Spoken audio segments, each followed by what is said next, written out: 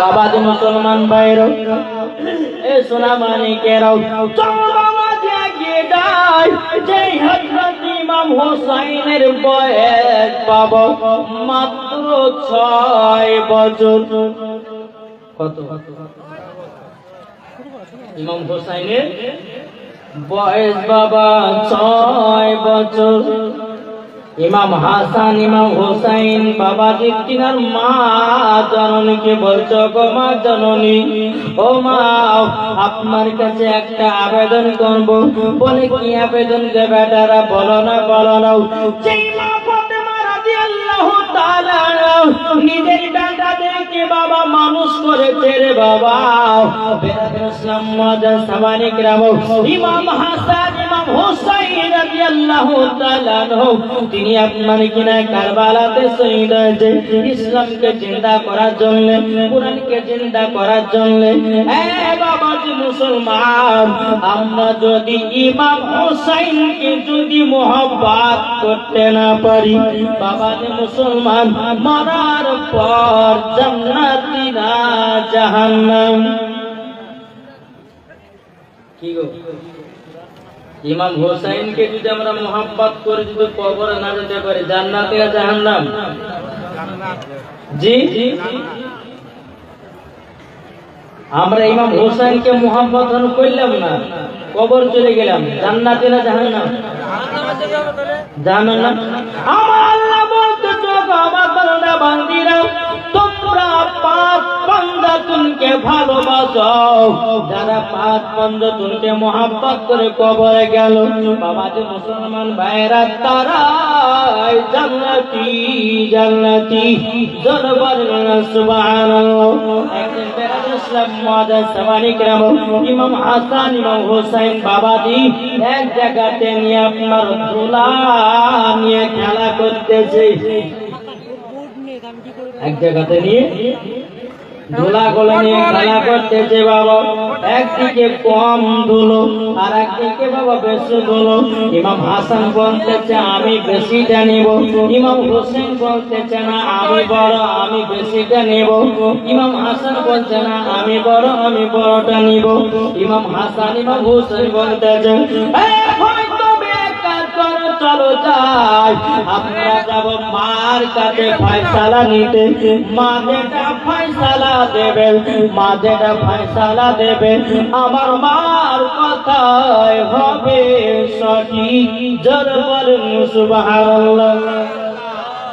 ইমাম হাসান ইমাম হোসাইন রাদিয়াল্লাহু তাআলা তিনি বাবা দুই ভাই এসে বলতেছে বলো গো মা জননী, ও গো মা জননী আপনার কাছে একটা আবেদন করব। বলে কি আবেদন? বলে মা গো আমাদের দুই ভাইয়ের মধ্যে কে বড় কে ছোট বলো নাও। এখন মা ফাতেমা বলছে আল্লাহ গো এখন যদি ইমাম হাসানকে যদি বড় বলি ইমাম হোসাইনের মনে কষ্ট পাবে, আর ইমাম হোসাইনকে যদি বড় বলি ইমাম হাসানের মনে কষ্ট পাবে। বলে আল্লাহ আমি দুনো বেটাকে বড় ছোট বলতে পারবো না। মা ফাতেমা বলতে আছে বলো গো আমার বেটারা, তবে শোনো শোনো শোনো তোমরা দুই ভাইয়ের সিলেট পেন্সিল নিয়ে এসো। ইমাম হাসান ইমাম হোসাইন বাবা আপনার কিনা সিলেটের পেন্সিল নিয়ে আসলেন।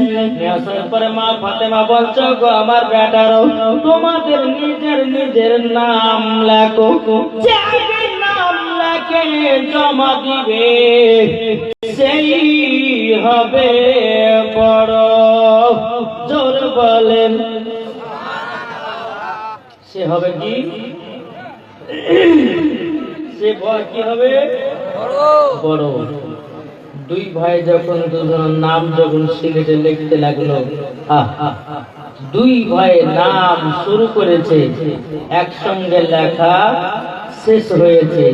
দুই ভাই গিয়ে খাতুনা জান্নাতকে বলছে মা আমাদের লেখা কমপ্লিট লাও। জোরে বলো। এখন মা প্রথমে জানলা গো তুই বেটাতে একসঙ্গে লিখেছে, এখন কাকে বড় বলবো? মা ফাতেমা রাদিয়াল্লাহু তাআলা না বলতেছে, বলে আল্লাহ গো, আমি দুই বেটার ভিতরে কাউকে আমি বড় ছোট বলতে পারবো না।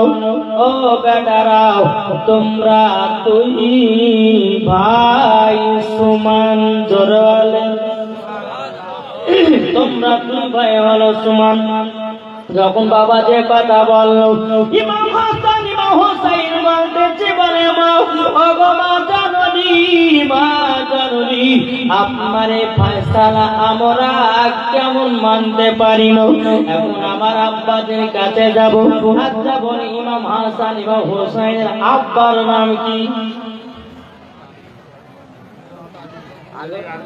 হযরত আলী। জোরে বলেন না।